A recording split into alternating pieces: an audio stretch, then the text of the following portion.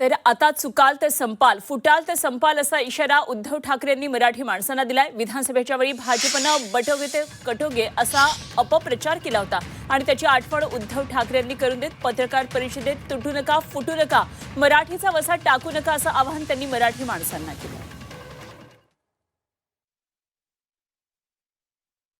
मी सर्वांना विनंती करतोय, आवाहन करतोय आणि एक सूचना सुद्धा करतोय, कारण मागे विधानसभेच्या वेळेला भारतीय जनता पक्षाने जो एक अपप्रचार केला होता, बटेंगे तो कटेंगे, तसंच मी मराठी माणसाला सांगतोय की आता जर का चुकाल तर संपाल, आता जर का फुटाल तर पूर्णपणे संपून जाल।